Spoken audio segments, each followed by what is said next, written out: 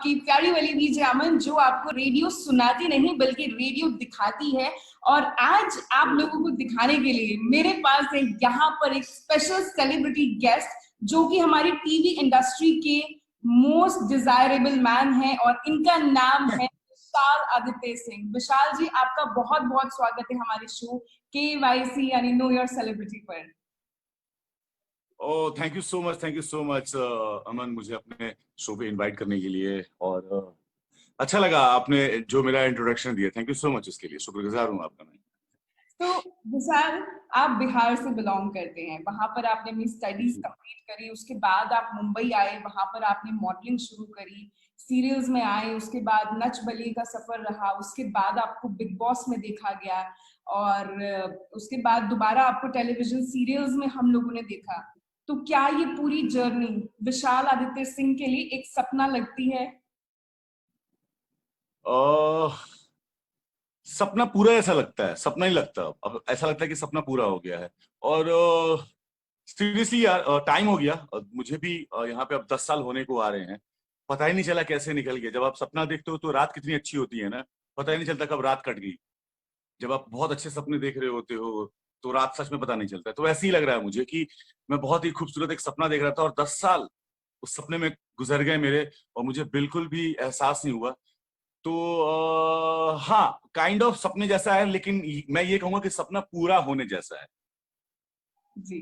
चंद्रकांता की अगर बात करें, जिस टेलीविजन सीरियल में आपने काम किया, तो वो 90s का बहुत फेवरेट शो रहा और उसके बाद जी। उसकी रीमेक के अंदर काम करना आपके लिए बहुत ऑब्वियसली चैलेंजिंग रहा, लेकिन लोगों ने आपको उससे ज्यादा प्यार दिया, इतना प्यार दिया और आप लोगों के फेवरेट बन गए। लेकिन आपकी फीलिंग क्या थी, आपकी क्या राय थी अपने आप को लेकर चंद्रकांता के दौरान? चंद्रकांता, पहले तो thank you so much Ekta ma'am और कलर्स टीवी को बोलूंगा, क्योंकि उन लोगों ने ये शो दिया है। एक आइकॉनिक शो था, एक बहुत ही बड़ा ब्रांड रह चुका है चंद्रकांता। बहुत पहले सुपर डुपर हिट, हम लोगों ने खुद ने देखा है। एक से एक आइकॉनिक कैरेक्टर, एक से एक मतलब आइकॉनिक एक्टर्स जिन लोगों ने काम, इरफान सर मतलब वो थे उस शो में, और मुकेश खन्ना थे, बहुत लोग थे। सो उस शो को मिलना, पहले तो वो खुद में ही एक मतलब ऐसा हो जाता है कि एक शोल्डर पे एक ऐसा बड़ा सा भार आके बैठता है कि चंद्रकांता कर रहे हो आप, क्योंकि अ, लोग बहुत जल्दी उस शो को उस शो से ही कनेक्ट करते। मतलब कि अरे यार, ऐसा है तो वैसा है। तो वो पहले खुशी इस बात की थी कि एक चंद्रकांता में आपको अगर वीर करने को मिल रहा है, पहली बात। और चंद्रकांता रीमेक हो रही है और एक चंद्रकांता आ चुकी है। उसके पहले वो मतलब शो उतना नहीं चला था उस समय। उसके बाद चंद्रकांता के बाद 2 शो आ चुके हैं चंद्रकांता के नाम पे, वो दोनों उतने नहीं चले। सो हमें लगा कि क्या करें क्या करें क्या करें। मैं डरा हुआ भी था, एक्साइटेड भी था बहुत। जैसे ही वो शो आया, मैं खुश हो गया। मैंने बोला मुझे ये करना है। और दूसरी बात ये थी कि इस शो का प्रेजेंटेशन जो था वो बहुत अलग था। वो पहले चंद्रकांता के साथ बिल्कुल भी मैच नहीं करता है, ना ही उनकी स्टोरी, ना ही उनका स्क्रीन प्ले। ये एक फैंटेसी वर्ल्ड था जहाँ पे मतलब आप कह सकते हो 3-4 ऐसे बोलूंगा तो आप बोलोगे कि जैसे Harry Potter, Prince of Persia, और उसके अलावा Alice in Wonderland, chocolate factory, याद नहीं आ रहा मुझे नाम उनका, जॉनी डेप की फिल्म है वो। ये सारी फिल्मों का एक सबको मिला के ऐसा लग रहा था मुझे कुछ बन रहा है इंडियन टेलीविजन पे, सीरियसली। क्योंकि एग्जाम्पल देने के लिए बोल रहा हूं मैं। तो मुझे इस बात की खुशी थी और मैंने बोला कि करना चाहिए। सो मैंने उसको किया और लोगों को पसंद आया। शुक्रगुजार हूं उन लोगों का। जी। अगर आपके बचपन की बात करी जाए, स्कूलिंग की बात करी जाए, ऐसा वो कौन सा पल था जब लगा कि मुझे यार एक्टिंग में जाना चाहिए या मुझे मॉडलिंग में जाना चाहिए? वो कौन सा पल था लाइफ का? ट्रस्ट मी, मुझे एक्टर बनने का कोई सपना था नहीं बचपन में।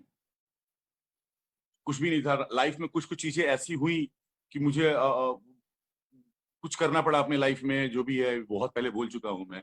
तो मेरा मेरा ऐसा कोई ड्रीम नहीं था कि मैं लाइफ मतलब मुझे कोई एक्टर ही बनना है। इनफैक्ट मैं बहुत अलग अलग काम करता था। स्पोर्ट्समैन था मैं, पॉलिटिक्स कर रहा था, मुझे सोसाइटी के लिए कुछ करना था, आज भी करना है। बहुत सारी चीजें थी, तो ये सारी चीजों में बहुत बिजी था। तो क्योंकि 10th के या 10th और 12th में मैंने मतलब एग्जाम दिया था एयरफोर्स के लिए। मुझे उस समय बहुत जाने का बहुत मन था डिफेंस में। वो नहीं हो पाया मेरा। तो जो उसके बाद मेरा पढ़ाई से उतना मन नहीं लगा, तो मैं मतलब पढ़ाई साइड में हो गई थी, सीरियसली बोल रहा हूँ। नॉलेज के लिए ऐसे पढ़ते रहते थे जो भी होता था, लेकिन ऐसे एग्जाम देने के मुद्दे से कभी पढ़े नहीं हम उसके बाद से, कि मतलब एग्जाम, सीरियसली बोल रहा हूँ, झूठ नहीं बोलूंगा। और कोई ऐसा एजुकेशन का बहुत बड़े बढ़िया सिस्टम भी नहीं था, सिंपल सी बात है। तो अगर अब आपको पढ़ाई से भागने का मौका मिल रहा है तो आप फट से भाग जाते हो उस एज में। हालांकि वो मैंने गलत किया, करना चाहिए था अच्छे तरीके से। मुझे पापा ने कहा कि जब हीरो ही बनना है तो हीरो ही बन जाओ मुंबई में जाके, और मैं मॉडलिंग कर चुका था मुंबई आने के पहले ही, दिल्ली और कलकत्ता। सो मैंने बोला ठीक है, देखता हूँ, ट्राई करता हूँ। तो एक होता है ना कहीं से एक ऐसे किक लगती है आपको। और मैंने यहाँ पे आके एक ऑडिशन दिया था, उस ऑडिशन से ही मुझे काम मिल गया, पहले ऑडिशन से। सो उस दिन मुझे लगा था, जब मैं ऑडिशन दे रहा था, काम मिलने के बाद नहीं, जब मैंने ऑडिशन दिया तो वहां जितने लोग थे वो बड़े खुश थे। उन्होंने बहुत ही पॉजिटिव तरीके से जो भी उनको लगा कि बोलना चाहिए, उन लोगों ने बहुत पॉजिटिव तरीके से बोला। और मेरा पहला भोजपुरी का ऑडिशन था वो। एज एन एक्टर उन लोगों ने अच्छी चीजें बोली। मुझे सच में जब मैं ऑडिशन दे रहा था तो मुझे लगा कि यार ये मैं कर सकता हूँ यार। उस दिन मुझे लगा कि यस, मैं एक्टिंग कर सकता हूँ। उसके पहले कभी नहीं लगा था। मुझे हिंदी बोलने में डिफिकल्टी थी पहले। मैं इतनी भोजपुरी बोल चुका हूँ अपने, मतलब जब मैं आया था यहाँ पे, तो भाई साहब लैंग्वेज, मतलब उफ, हिंदी में कैसे बात करते पता भी नहीं था। जी। आपका जो पहला ब्रेक था जय जय शिव शंकर के अंदर, सागर फिल्म्स के लेबल के अंदर, तो वो जो आपका पहला रिएक्शन था सिलेक्शन का, और वहां यहाँ से लेकर विशाल की जर्नी से वहां तक जय जय शिव शंकर तक पहुंचना, नो डाउट बहुत डिफिकल्ट जर्नी रही होगी आपके लिए। तो वो किस तरह वहां तक पहुंचे, और सबसे पहला ये न्यूज, गुड न्यूज आपने किसके साथ शेयर करी? ऑडिशन दे रहा था मैं।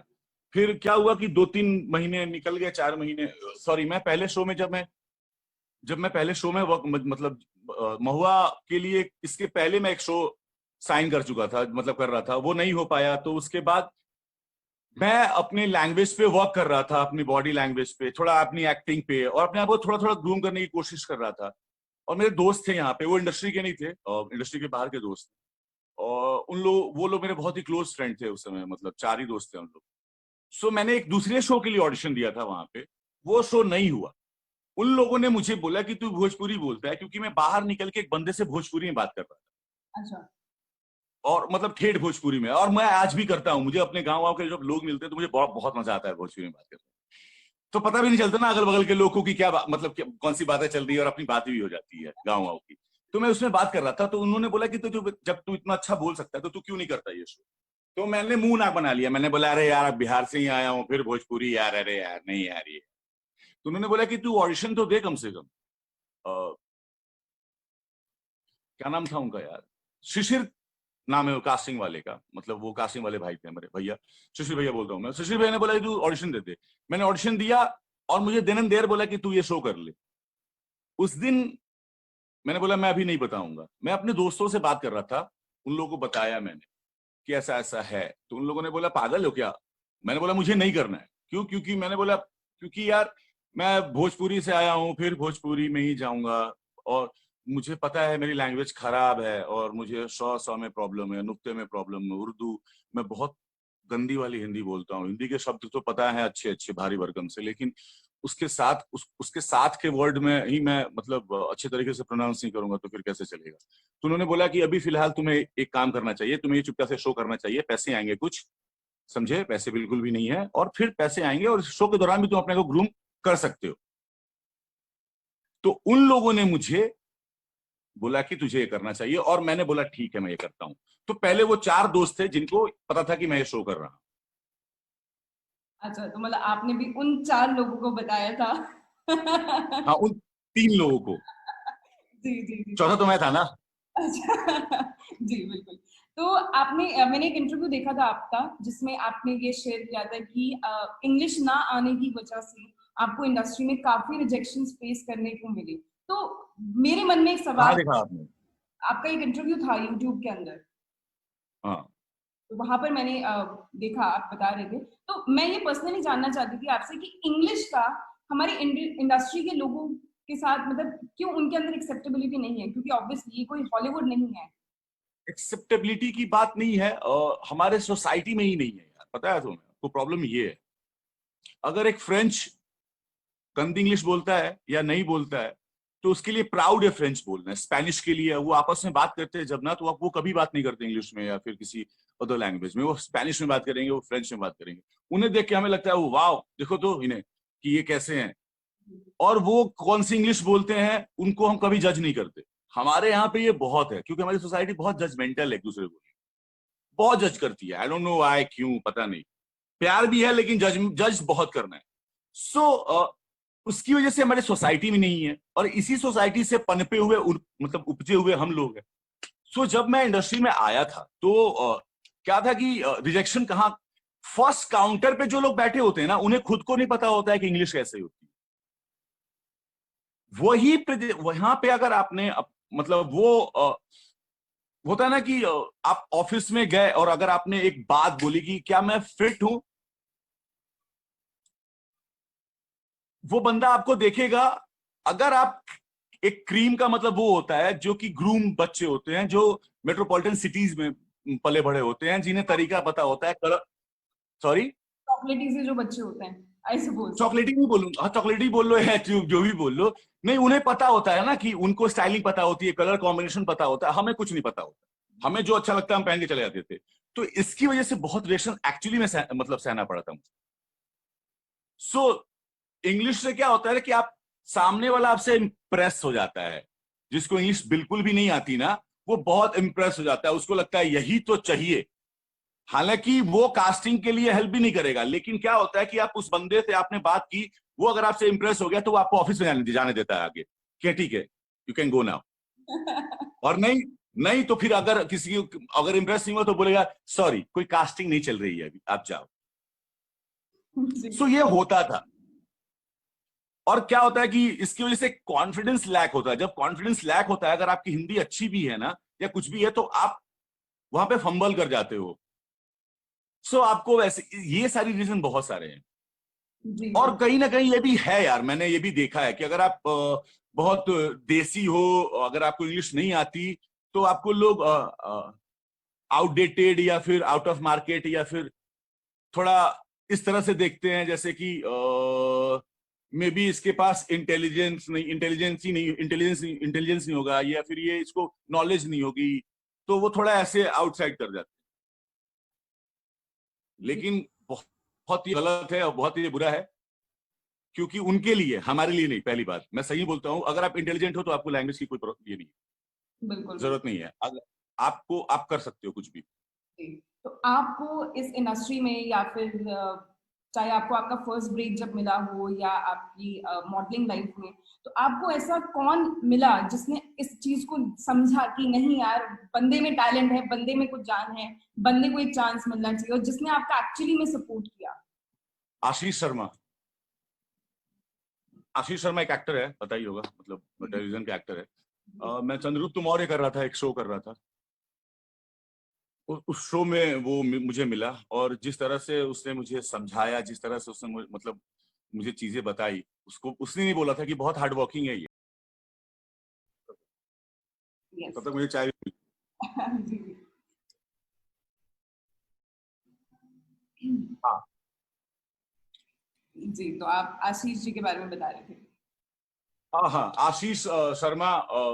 मगर अगर वो नहीं होते मेरे जीवन में, अगर वो नहीं होता लाइफ में, मतलब मुंबई में, तो मैं शायद यहाँ तक नहीं पहुंचता, या पहुंचता भी लेकिन बहुत लेट पहुंचता। बट मैं क्रेडिट देता हूँ उसको कि उसने बहुत सारी चीजें बताई। लैंग्वेज तो मतलब ठीक किया ही उसने, एक्टिंग के बारे में बताया, लाइटिंग कैसे होती है, पोजीशन क्या होता है, फिल्मों के बारे में समझाया उसने कि फिल्म देखने का नजरिया क्या होता है, तू ये फिल्म देखता है तो तुझे क्या महसूस होता है। जी। तो बताया मुझे बहुत सारी चीजों से, उसने अवगत कराया मुझे, मैं कहूँगा इंट्रोड्यूस किया उसने।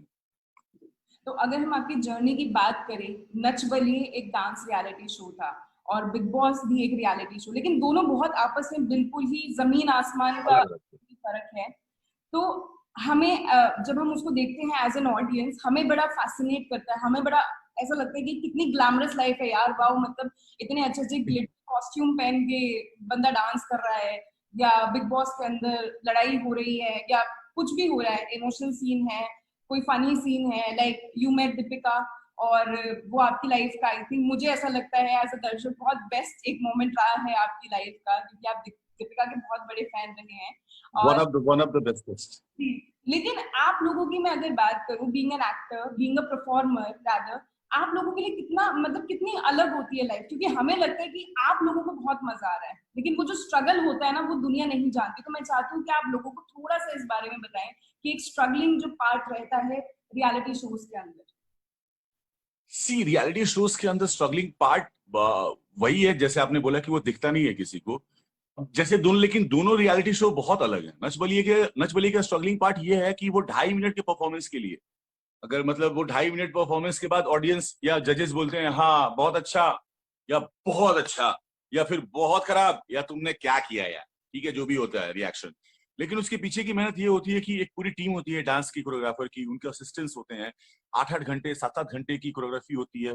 जब आप अनट्रेन्ड डांसर होते हो, जब आपको पता नहीं होता है, आपको पता है सबसे मुश्किल क्या होता है डांस में?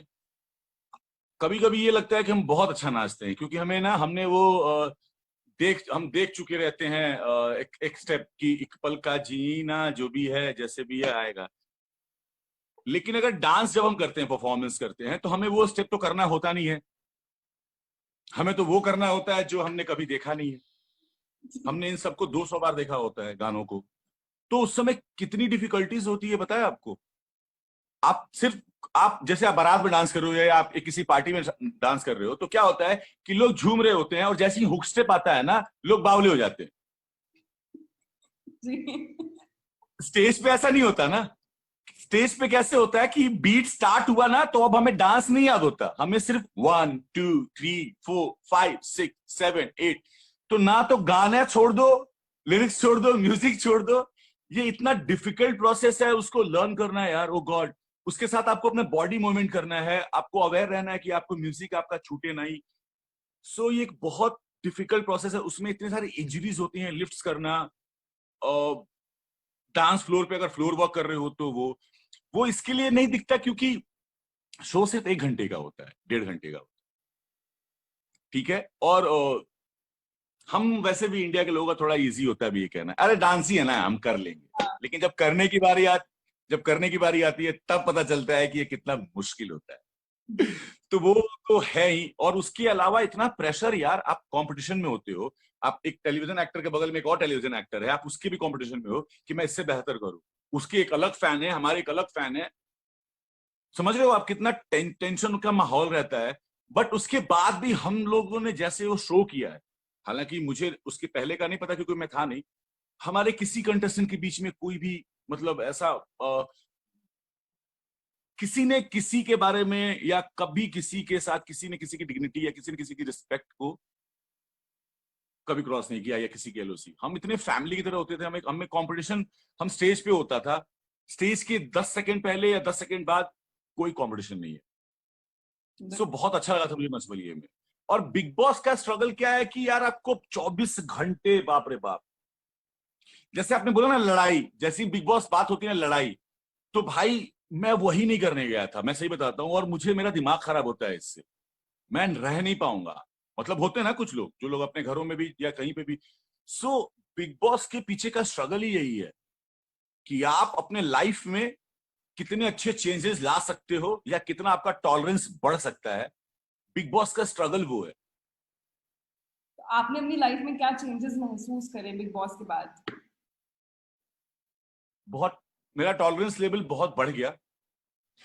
10 लोग या एक साथ 13-14 लोग सारे सारे अपने अपने पर्सपेक्टिव से और बहुत ही स्ट्रॉन्ग पर्सपेक्टिव से आए हुए हैं, ऐसा बहुत कम बार होता है लाइफ में। आप किसी डिबेट में बैठते हो या वहां पे जाकर पता चलता है कि नहीं, जो मैं सोच रहा हूं वही सही नहीं हो सकता या वही गलत नहीं हो सकता, समझ रहे हो, आपको क्लैरिटी मिलती जाती है वहां पे। बिल्कुल। ये मैंने देखा, मेरा टॉलरेंस लेवल जो है मेरा बढ़ गया। मैं मतलब मैं बहुत अलग हूं इंसान, और सीरियसली बोल रहा हूं मैं, मुझे भी लगता था कि ऐसे कि बिग बॉस होगा तो बड़ा मजा आएगा। मजा से ज्यादा मुझे सजा इसलिए लग रहा है क्योंकि वहां पे अवॉइडेंस ही नहीं है। लोग किसी चीज, मैं ऐसा इंसान हूं कि कोई बहुत अवॉइड करता हूं और इग्नोरेंस इज ब्लिस टाइप का इंसान हूं। आप कुछ हो भी गया तो चलो ठीक है, थैंक यू, खत्म करो। वहां ये होता ही नहीं है यार। वहां जो पहले दिन का झगड़े का एक वो ऐसे पोटली बना लेते हैं लोग, अब उसको कंटिन्यू करते रहते हैं यार। ये थोड़ी होता है ऐसे लाइफ में। जी जी और जी। दुनिया में पब्लिक से बोलता हूँ, पब्लिक भी मतलब सिर्फ झगड़ा क्यों देखना चाहती है? अच्छा लगता होगा ना सेलिब्रिटी लोग आपस में एक दूसरे की फाड़ रहे हैं, तो ऐसा लगता होगा हाँ यार देखो ये भी इंसान नहीं है, ये भी क्या कर रहे हैं सब। नहीं, प्यार तो सबने देख ही रखा है, अरे यार रोमांस तो देख ही रहा है यार, हाँ ठीक है चल एक दूसरे को, ये मजा आता होगा ऑडियंस को, ये मैं कह सकता हूँ। जी। ये मुझे भी ऐसा लगता है कहीं ना कहीं ऑडियंस को वो कहते हैं ना कि कुछ अलग देखने को मिलता है, लगता है कि एक एक्टर दूसरे एक्टर से लड़ रहा है। ये मुझे, क्योंकि मुझे ऐसा लगता है कि लोगों का नेगेटिविटी के अंदर ज्यादा रुझान रहता है। हम्म, मसाला, हम्म। मसाला, आई डोंट नो व्हाई। मुझे ऐसा लगता है कि मैंने बोला ना आपको कि सेलिब्रिटी को लोगों ने ना प्यार मोहब्बत करते हुए देख लिया, सास बहू को लड़ते हुए देख लिया, टेलीविजन में देख लिया है ना यार, दामाद को अपने से लड़ते देख लिया है, ससुर से जो भी है। जी वहां पे उनको मजा ये आता है कि उनको सुकून लगता है, मुझे ऐसा लगता है जी जी जी कि सिर्फ हम ही नहीं लड़ रहे हैं, जी। ये सेलिब्रिटी को ऐसे ही लड़ते हैं कहीं ना कहीं। मुझे ऐसा लग रहा है यार, जब इतने दिनों से बिग बॉस चल रहा है और इतने दिनों से लोग सिर्फ झगड़े ही बातें कर रहे हैं, जबकि ट्रस्ट मी 24 घंटे का शो है ना, इतने अच्छे से पल भी होते हैं ना अंदर, इतने बढ़िया बढ़िया बातें भी होती है ना, लेकिन पता नहीं क्यों, आई डोंट नो। 24 घंटे में से सिर्फ 1 घंटे का शो बनाना है, सोचो आप। बिल्कुल, बहुत। 24 घंटे के कंटेंट में से अगर हम, अब आप और मैं बात कर रहा हूं, हम अभी बात कर रहे हैं, और आपको हम 1.5 घंटे बात करते हैं, और आपको सिर्फ 25 मिनट कंटेंट बनाना है या 30 मिनट का, तो आपके पास कितना कंटेंट होगा ना निकाल के रखने। 24 घंटे में सिर्फ 1 घंटा निकालना, उसमें भी मतलब ठीक है फिर। एडिटर्स को जो पूरा वो देखते हैं बैठ के, और फिर उसमें से चीजें निकाल निकाल के एडिट करके आगे दिखाते हैं। अरे नहीं, मुझे ऐसा लगता है मालूम है क्या, कि वो लोग ना किसी और को बिठा के रखते होंगे, ठीक है ना छोटू तू बैठ, जैसे ही ये साले झगड़ा करेंगे ना, तो ऐसे ही बोला हम लोग बाहर बैठ के कॉफी पी रहे हैं, ठीक है, बाकी कंटेंट छोड़ यार, बाकी तो हो ही रहा है रिकॉर्ड। जी। तो आपकी शायरियाँ काफी फेमस रही है और मुझे पर्सनली आपकी शायरी बहुत पसंद है। तो ये मेरी पर्सनल इच्छा है कि एक शायरी आप मेरे लिए डेडिकेट करें। वाह यार, अभी तुमने ऐसी बात बोल दी ना, सफेद है चांद का, रंग सफेद है चांद का, लेकिन रात उसी रंग में सुहागन लगती है। कभी बिना चांद के रात देखी है, बिल्कुल अभागन सी लगती है। उभरे जब चांद रात में, तो रात सुहागन सी लगे, बिना रात के चांद विधवा सी जगे। चांद जब हो रात में, अब यार इसके बाद 4 लाइन याद नहीं है मुझे। Oh shit, miss it. इसके बाद याद नहीं आ रहा फिर मुझे, क्योंकि अभी अभी लिखा है मैंने जी। तो। तो पूरी शायरी सुनने के लिए आप विशाल आदित्य सिंह को फॉलो करें इंस्टाग्राम पे, वो वहां पे जरूर पोस्ट करेंगे अभी नई शायरी। ना वाह ना कुछ। तुम्हें अच्छी लगी या क्या अच्छी लगी, तूने कुछ बोला ही नहीं। अधूरी बोली ना आपने, फील तो लास्ट में अरे देखो आता ना, है, लास्ट में होता है सरप्राइज तो। अच्छा ठीक है चलो एक बोलता हूँ, हालांकि पता नहीं सुना ही होगा लोगों ने। जी। कोई तो कहीं से हमको हम में ढूंढ ले, कोई तो कहीं से हमको हम में ढूंढ ले, किसी नैनो की ओरी से या किसी छोरी से देख ले, ताक कर तसल्ली भी कर ले, जो दिखूं खोखला तो तू वजन भी कर ले, पक्के रंग की हूं ना हो विश्वास तो तू रगड़ के देख ले, और नाजुक ऐसी कि मसले तो पूरे हाथ पे फैल जाऊं, तू बस मसल के देख ले।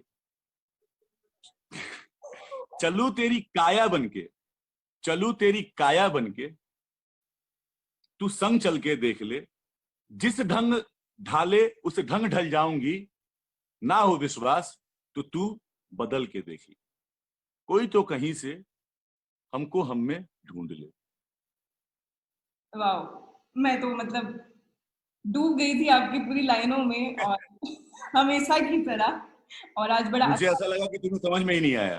नहीं नहीं नहीं, मैं बड़े ध्यान से सुन रही हूँ, like I am like oh my okay, god. जी, आपको थैंक यू यार।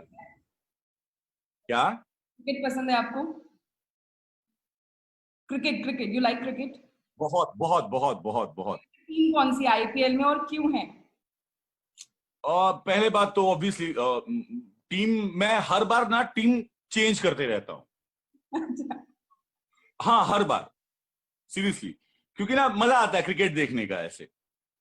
सो इस बार जैसे कभी मेरी आरसीबी फेवरेट नहीं रही है, इस बार मेरी आरसीबी और दिल्ली फेवरेट है। मैं चाहता हूं कि इन दोनों के बीच में फिनाले हो या कुछ भी। जी जी। और प्लेयर का तो पता ही है, बाबा, MS धोनी बाबा, बिल्कुल भक्त बिल्कुल हैं उनके। बिल्कुल। तो टाइम्स ऑफ इंडिया में आप वन ऑफ द टॉप में रह चुके हैं, most desirable man of the TV industry. इसके बारे में हम कुछ जानना चाहेंगे।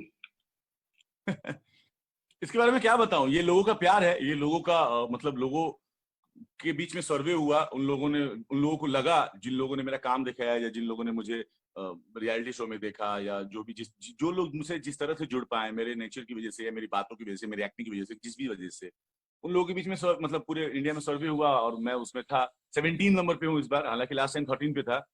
और कोई बात नहीं, नेक्स्ट टाइम अच्छा करूंगा। और शुक्रगुजार हूं, मैं हमेशा से यही बोल सकता हूँ। थैंक यू हूँ, थैंकफुल हूँ, बहुत ब्लेस्ड समझता हूँ कि मतलब अगर आपके बारे में, आप जो लोग आपको जानते नहीं, अगर आपके बारे में कुछ सोचते हैं या बात करते हैं या आपको चाहते हैं, आपको अपना वक्त देते हैं, तो ब्लेस्ड हूँ, बहुत प्रिविलेज्ड हूँ कि इस तरह से लोगों का ध्यान मुझ पे है। उसमें से 3 वोट मेरे थे, एक मेरा, एक मेरी मम्मी का, एक मेरे पापा का। तीनों की अलग अलग आईडी से क्या मैंने बात कर रही हो? जीता। सही में, थैंक यू, जी।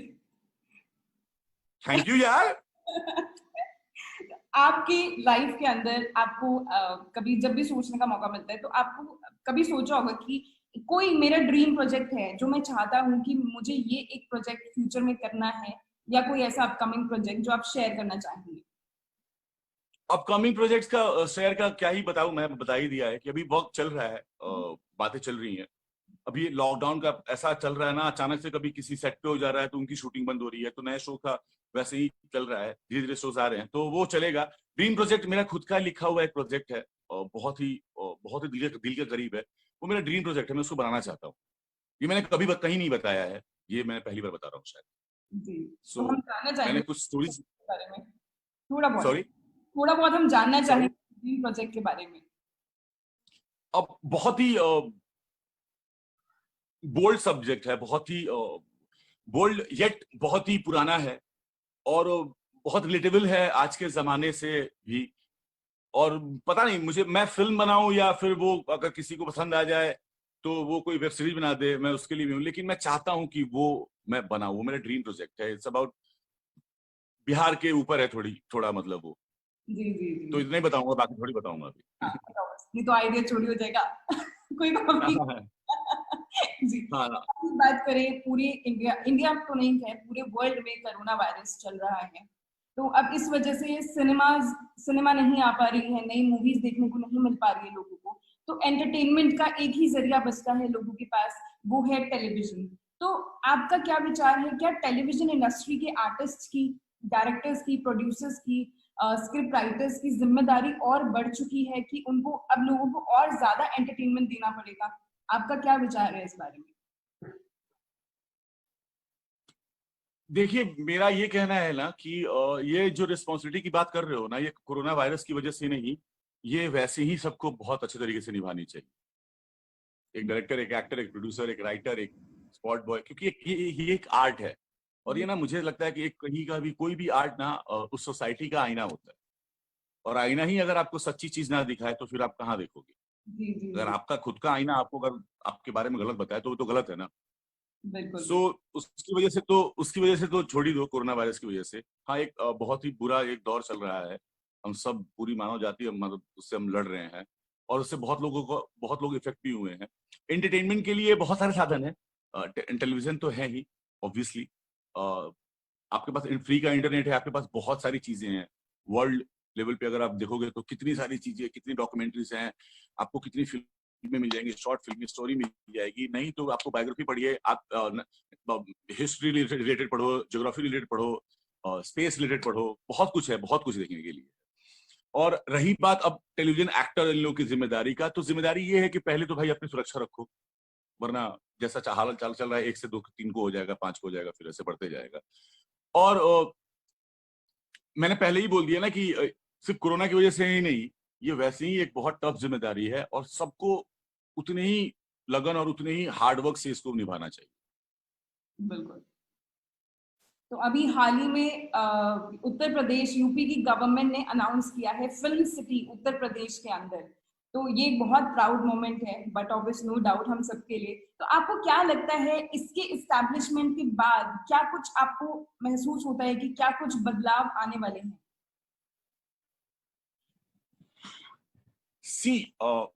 बदलाव उससे आएगा ना जब आपको प्लेटफॉर्म मिलते जाएगा। जी। अगर आपके पास सिर्फ एक DD1 ही प्लेटफॉर्म है और अगर आप 400 शो बनाते हो तो वो कहाँ दिखेंगे? स्लॉट ही नहीं है ना उसके ऊपर। लेकिन अब जैसे डिजिटलाइजेशन की वजह से क्या हुआ है कि आपके पास बहुत सारे प्लेटफॉर्म आ गए हैं, बहुत सारे आपके पास एप्स हैं, बहुत सारे शोज हैं हर तरह के। सो ये फायदा ये हुआ है कि हमारी जो इंडस्ट्री है जो छोटी थी अब वो बहुत बड़ी हो जाए, लोगों के बीच में एम्प्लॉयमेंट बढ़ जाएगा और भी जो नए डायरेक्टर हैं, एक्टर हैं, राइटर हैं, मौका मिलेगा, प्रोड्यूसर हैं, क्योंकि level of producing, level of act, जो लेवल ऑफ शो का भी ना 1 to 10 बनने लगेंगे जैसे बाहर में बनते हैं। हम बाहर के सिर्फ क्रीम हमारे पास पहुंचते हैं क्योंकि वो लोग वैसे ही भेजते हैं। बाहर में बहुत कचरी चीजें बनती हैं, बहुत कचरा, बहुत कचरा, मतलब वो आप देखोगे भी नहीं। हाँ वो हम तक पहुंचता ही नहीं है और हम तक इसलिए भी नहीं पहुंचता क्योंकि हम वो कचरे को देखना चाहते नहीं है। तो हम डायरेक्ट गूगल पे मारेंगे top Hollywood web series and film and whatever, director, writer and artist, तो उसमें आ जाता है। तो वो होगा अब यहाँ पे कि हमारे पास बहुत बढ़ जाएगा काम करने, हर तरह का कंटेंट आपके पास होगा। और शायद मुझे ऐसा लगता है कि थोड़ी और आजादी मिलनी चाहिए। फिल्म सिटी कुछ भी बना लो यार, फिल्म सिटी कुछ भी बना लो, फिल्मों को ना आजादी मिलनी चाहिए सेंसर बोर्ड से, पब्लिक से, कि वो आपके समाज का आईना है। आप बात समझो, अगर कोई फिल्म सब्जेक्ट बोल्ड है या आपको बहुत रूटी है, बहुत रियल है, उसको बनने दो, उसको देखने दो, उससे हमारा भला है। वो एक मैसेज है आर्ट के थ्रू आपको आपको आपके सोसाइटी का आईना दिखाने का कि देखो भाई क्या चल रहा है, इससे लोग मोटिवेट होंगे, इससे लोग प्रेरित होंगे। वो नहीं है यार यहाँ हमारी सेंसर बोर्ड। और मतलब वो करना चाहिए कि मतलब आजादी होनी चाहिए, एक्सेप्टेंस होना चाहिए हर तरह की स्क्रिप्ट का, हर तरह की फिल्मों का। बिल्कुल। बहुत तो सारा ये है हमारे देश का जो आपकी तरह एक एक्टर बनना चाहते हैं और आपको बहुत बड़ा एक इंस्पिरेशन, एक आइडल, एक आइकॉन, यूथ आइकॉन की तरह आपको देखता है। तो वो बच्चे जो कुछ बनना चाहते हैं और इंडस्ट्री में किसी को भी नहीं जानते हैं, लेकिन उनके सपने बहुत बड़े हैं, आपकी तरह एक एक्टर बनना चाहते हैं, तो उन बच्चों के लिए, उन यूथ के लिए आप क्या एक डायरेक्शन बताना चाहेंगे कि उनको क्या करना चाहिए और किन चीजों को अवॉइड करना चाहिए?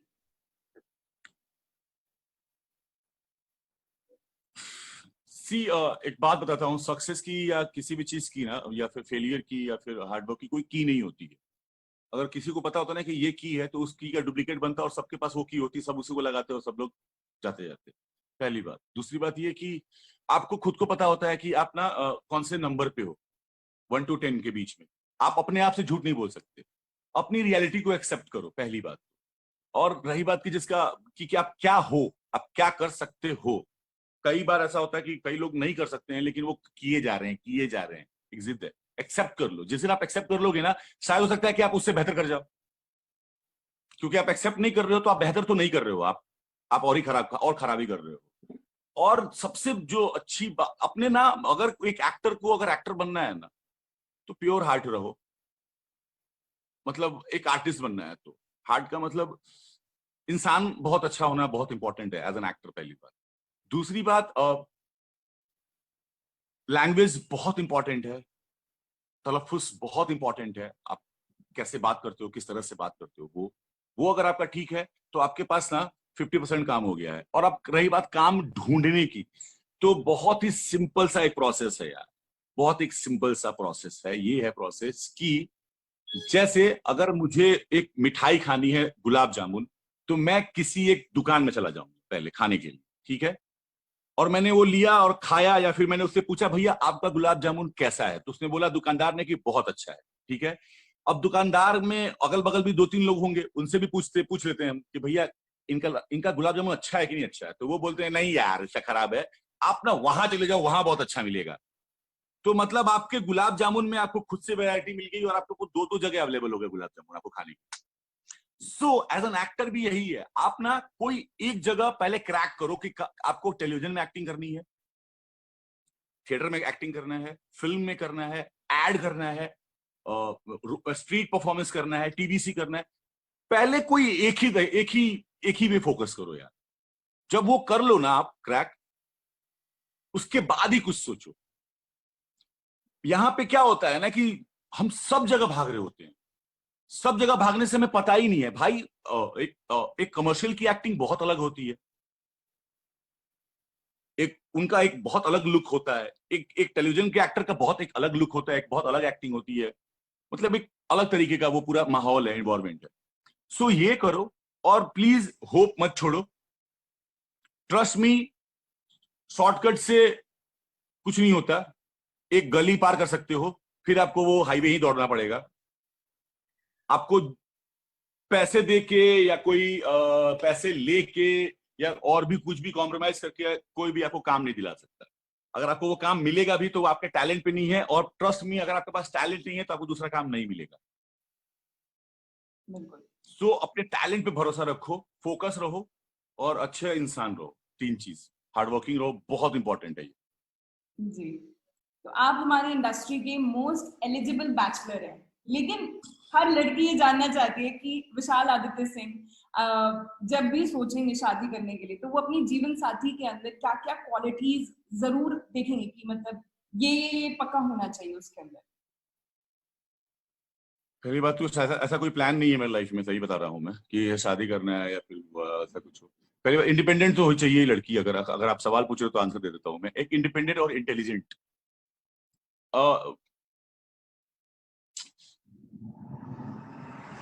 मैं बहुत अलग टाइप का इंसान हूँ। अलग टाइप का इंसान का मतलब कि मैं बहुत ही अच्छे तरीके से आज के भारत को भी अडेप्ट कर सकता हूँ, और जो पिछला भारत रह चुका है ना 90s का, वो भी कर सकता हूँ। और मुझे ऐसे लोग अच्छे लगते हैं क्योंकि मेरा रूट वैसा सा है। हाँ सही में मेरा रूट वैसा सा ही है। तो बिल्कुल। Let's see. हाँ, बस आंसर दिया है, लेकिन मुझे शादी करने का बिल्कुल मन नहीं है, और ना ही मुझे अभी ऐसे कि दिमाग में कुछ चल रहा है मेरा खुराफात। चलिए लेट्स मैं सी अभी इस जोन को, कि सॉरी, डेस्टिनी कब कहाँ से यू टर्न ले ले, तो वी नेवर नो दैट। उसका तो कुछ भी पता नहीं है भाई। कोरोना का पता नहीं था ना, वैसे ही हो सकता है। एग्जैक्टली एग्जैक्टली बिल्कुल। डेडली कुछ। तो विशाल आप अपनी लाइफ में बहुत सारे इंटरव्यूज दे चुके हैं, बहुत सारे रेडियो जॉकीज को, बहुत सारे न्यूज चैनल्स को, जर्नलिस्ट को, लेकिन आज लाइफ में पहली बार एक वीडियो जॉकी यानी एक डीजे को इंटरव्यू देके आपका कैसा एक्सपीरियंस रहा? पहली बात तो वीडियो जॉकी जो मतलब ये जूम कॉल ही मैंने पहली बार किया है तुम्हारी वजह से, क्योंकि अब तक मुझे समझ में आ रहा था कि इंस्टा लाइव करना है मुझे। सच में मैं बहुत चिल्ड आउट था। जी 5-55 तक मतलब बहुत चिल्ड आउट था कि ओ गॉड चलो इंस्टाग्राम लाइव है, फिर तुमने बोल दिया ये जूम लाइव है। तो चलो पहली बार तुम्हारी वजह से ही अच्छा लगा। और कॉन्वर्सेशन किया हमने, अच्छा लगा मुझे। मुझे कॉन्वर्सेशन किसी भी तरह का हो, किसी के साथ हो, मुझे अच्छे कॉन्वर्सेशन अगर होते हैं ना, जिसमें अगर सामने वाला इंटरेस्टेड है सुनने में या बात करने में, और वो अच्छा लगा। और दूसरी बात, तुमने 3-4 सवाल बिल्कुल नहीं पूछे, वो नहीं मतलब मेरे पर्सनल लाइफ को लेके नहीं, कि बिग बॉस और ये कोरोना कोरोना में आपने क्या किया और ये सब। Thank you, I love you for that, I love you for that. जी हाँ यार, इस आंसर देते देते पागल हो गया आदमी। एक ही मतलब फिर तो मतलब अभी ऐसा लगता है ना कि सामने से अगर कोई इंटरव्यू लो, उससे पहले मैं अपना दबा देता हूँ बटन, ओके बिग बॉस, हाँ वहां और यहाँ में बहुत फर्क है यार, ये ऐसे। ओ गॉड। जी जी जी बिल्कुल। थैंक यू सो मच विशाल हमारे शो पे आने के लिए, बहुत मजा आया आपके साथ बात करके, और आपके फैंस सबसे ज्यादा खुश होने वाले हैं ये इंटरव्यू देखकर, and we are looking forward for all the lovely comments out there for you. Thank you so much for being on our show, KYC New Year Celebrity. Thank you so much Aman, मुझे invite करने के लिए thank you so much. बहुत मजा आया, बहुत अच्छा लगा। एंड मेरे फैंस के लिए आई लव यू ऑल। आप लोगों को पता ही है कि मैं कितना प्यार करता हूँ आप लोगों को। सो और हाँ, अच्छे से कमेंट देना हमारे इस इंटरव्यू पे please. Thank you so much.